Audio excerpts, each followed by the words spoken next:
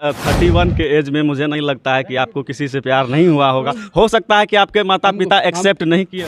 नहीं नहीं नहीं नहीं, मेरी मम्मी तो कहती है कि तू केहू से कर ले, लेकिन अब कर ले। कहती होगी, अब हाँ, तो मैंने किया ही नहीं किसी से। सर आपकी एज क्या है सर? अब मेरा एज जो है वो 31 है और मेरा पूरा बाल पक चुका है, तो अब हमारी शादी भी होने वाली नहीं है। भाई लड़की से जो है प्यार का जो है ना वो नसीब में था ही नहीं, और मैंने किसी उस लिए तो नहीं ना है क्योंकि आरोप लग जाता है मेरे ऊपर अक्सर, इस प्रकार का भी आरोप लगता है कि पागल आदमी, एक मेंटल आदमी जो है आर्मी में चला जाता है, जो ऐसा पॉसिबल ही नहीं।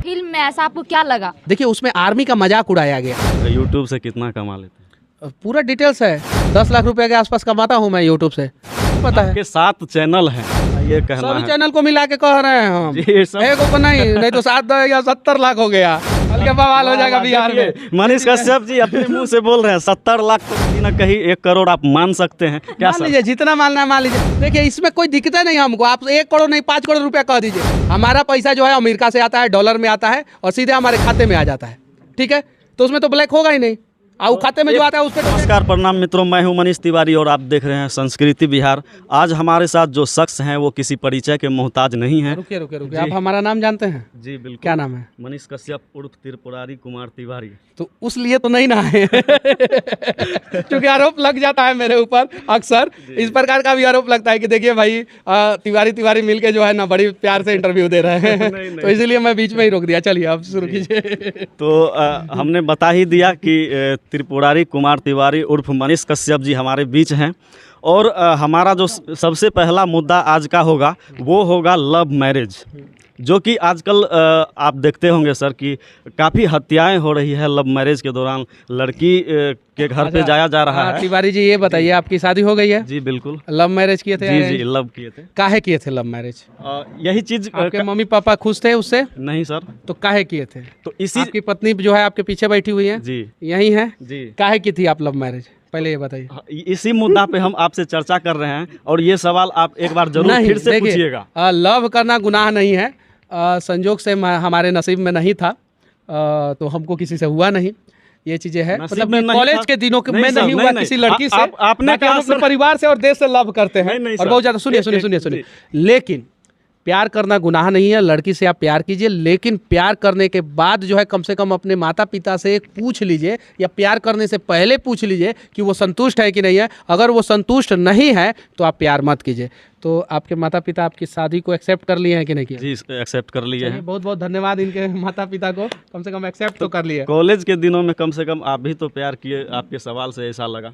नहीं, हमने क्या बोला कि हमारे जीवन में जो है किसी पढ़ाई लड़की से जो है प्यार का जो है ना वो नसीब में था ही नहीं, और मैंने किसी हाँ तो मैंने किया ही नहीं किसी से। सर आपकी एज क्या है सर? मेरा एज जो है वो 31 साल है और मेरा पूरा बाल पक चुका है, तो अब हमारी शादी भी होने वाली नहीं है। ऐसा नहीं है सर, बाल हमारा भी पक रहा है। हाँ तो लेकिन आपकी शादी हो गई है ना? अक्सर देखते हैं कि मनीष नाम वाले जो भी व्यक्ति हैं उनका बाल झड़ना या सफेद होने का नहीं, मेरा झड़ा नहीं है, एकदम टकाटक बाल है, लेकिन जो पक गया है।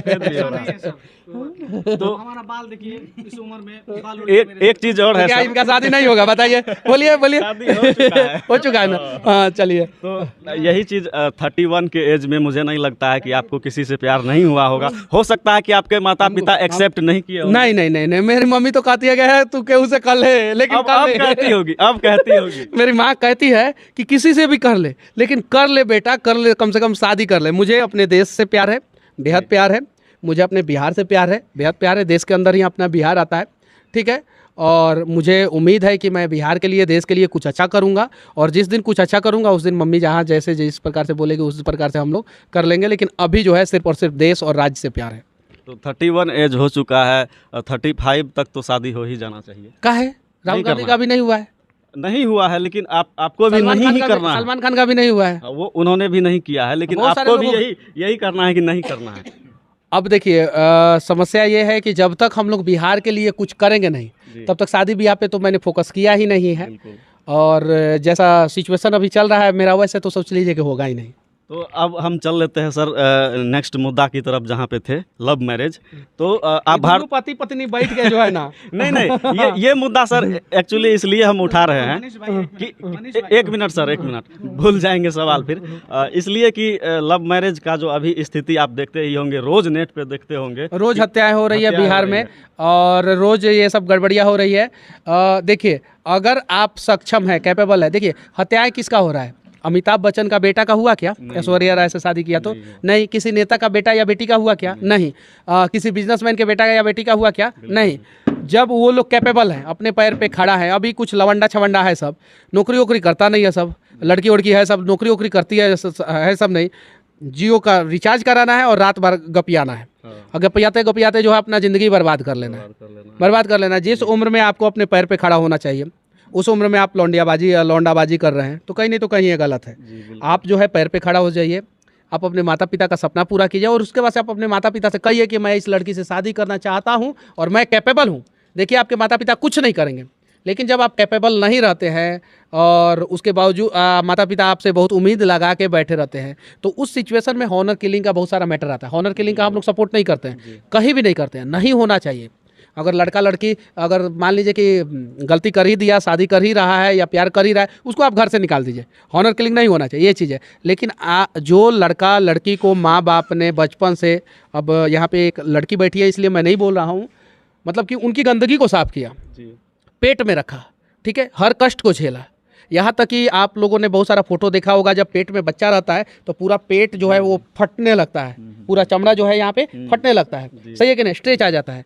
तो उन्होंने अपना हर कुछ कुर्बान कर दिया उस बच्चे और उस बेटा और बेटी के लिए।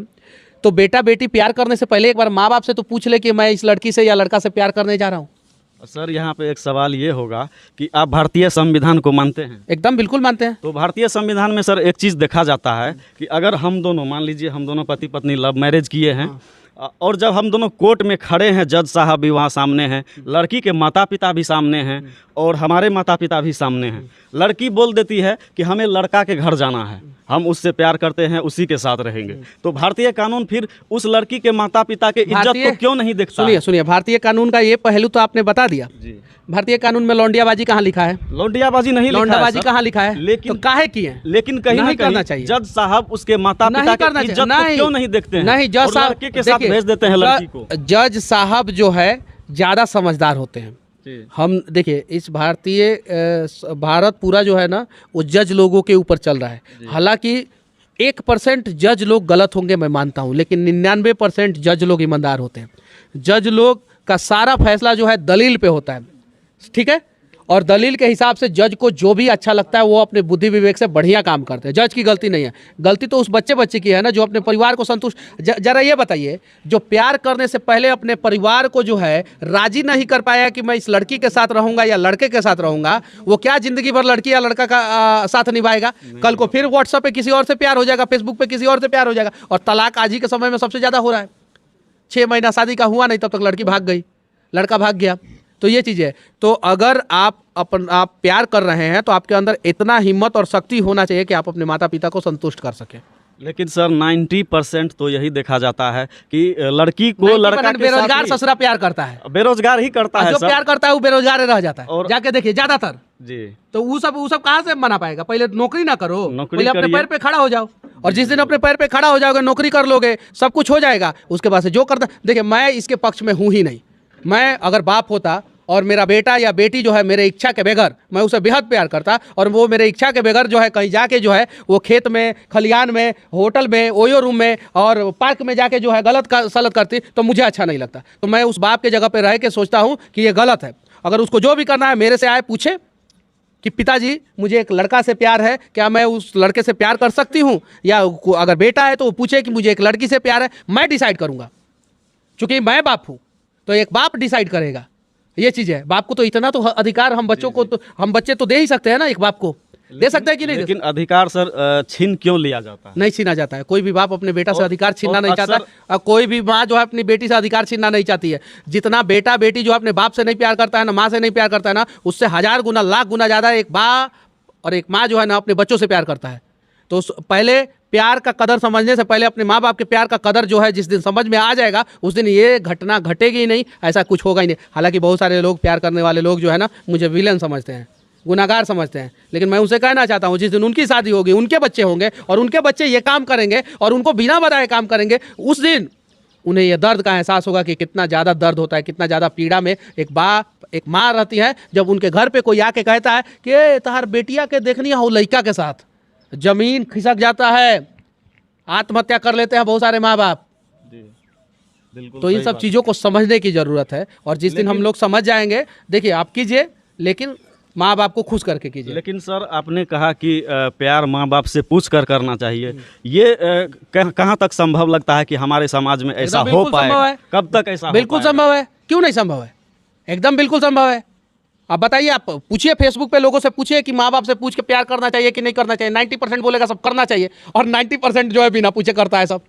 लेकिन सब बिना पूछे ही कर रहा है, बताने में क्या हर्ज होता होगा? ऐसा आप अपने एक्सपीरियंस के हिसाब से क्या कहेंगे? जब अगर आप कैपेबल हो जाते हैं, देखिए एक एसपी जब प्यार कर लेता है तो जाके पापा हमें प्यार हो गया है इस लड़की से, पापा बोलता है ठीक है भाई, क्योंकि वो एसपी है। एक डीएम कर लेता है तो एक डीएसपी, एक सरकारी नौकरी करने वाला कोई भी कर्मचारी बोलता है मुझे इस लड़की से प्यार हो गया, माँ बाप खुश हो जाते हैं। जैसे कि मनीष कश्यप जी के माता जी कह रही है कि किसी से जल्दी से शादी कर लीजिए, इसी तरह। हाँ कहती है कि शादी कर लो भाई।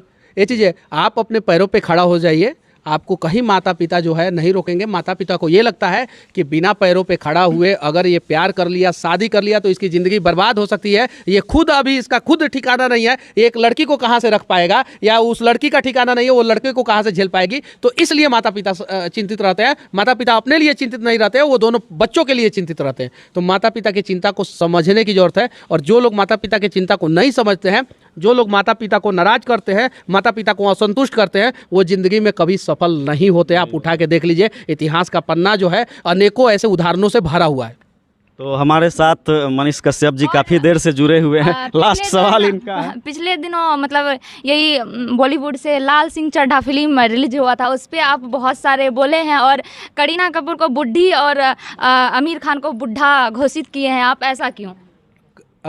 आमिर खान का उम्र आपको पता है? हाँ, 50 साल से ऊपर है ना? हाँ। तो जवान है क्या? बुढ़े हैं लेकिन लगते नहीं, लेकिन आप खास करके उन्हें बोलते हैं बुढ़ा बुढ़ी, और फिल्म को आप नहीं, अगर जवान होंगे तो आप पसंद कीजिए। नहीं हमारे जवान तो नजर में नहीं है, बुढ़े हैं। हम लोग जब पैदा हुए थे हमारे नज़र में वो जवान नहीं है, हमारे नज़र में अमिताभ बच्चन भी जवान नहीं है, हमारे नज़र में अक्षय कुमार भी जवान नहीं है। 50 साल से ऊपर हो गया उन लोगों का। अब वो लोग छोड़े उस जगह को, नया कलाकारों को आने दे।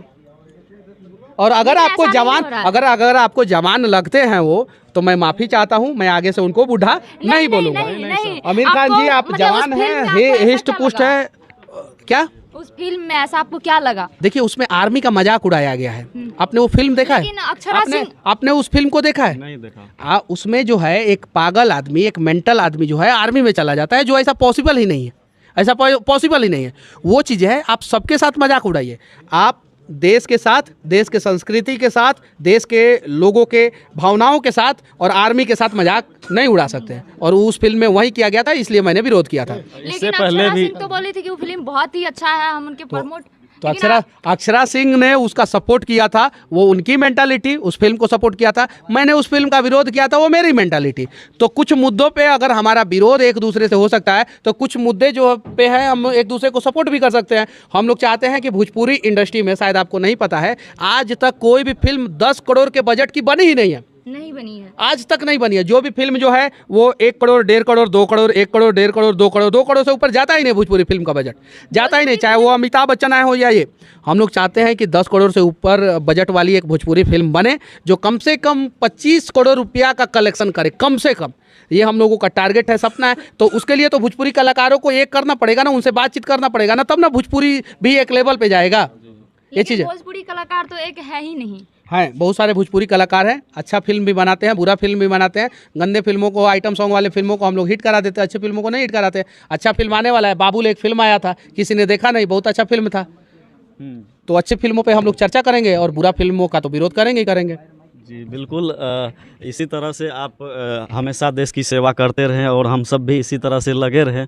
लास्ट सवाल सर आपसे चाहेंगे, बहुत सारे लोग जानना चाहते हैं लेकिन आप सच्चाई नहीं बताते हैं, आप यूट्यूब से कितना कमा लेते हैं? पूरा डिटेल्स है। 10 लाख रुपए के आसपास कमाता हूँ मैं यूट्यूब से, ये चीज़ है। और किसको नहीं पता है, सबको पता है। आपके 7 चैनल हैं। हाँ। 7 बहुत सारे लोगों का ये कहना सभी है। चैनल को मिला के कह रहे हैं हम, जी, सब- एक को नहीं तो 7 या 70 लाख हो गया, हल्के बवाल हो जाएगा बिहार में। देखिए, मनीष कश्यप जी अपने मुंह से बोल रहे हैं 70 लाख, तो कहीं ना कहीं 1 करोड़ आप मान सकते हैं क्या मान सर? लीजिए, जितना मानना है मान लीजिए। देखिए इसमें कोई दिक्कत नहीं हमको, आप 1 करोड़ नहीं 5 करोड़ रुपया कह दीजिए, हमारा पैसा जो है अमेरिका से आता है, डॉलर में आता है और सीधे हमारे खाते में आ जाता है, ठीक है।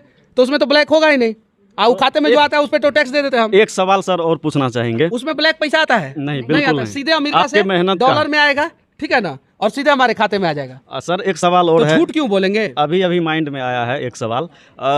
स्कूल जो हैं सरकारी स्कूल अभी बहुत दयनीय स्थिति में चल रहा अच्छा, है। इस पे दूसरा बार इंटरव्यू ले लीजिएगा। नहीं, बस लास्ट है, इसके बाद सवाल खत्म हो जाएगा मेरा।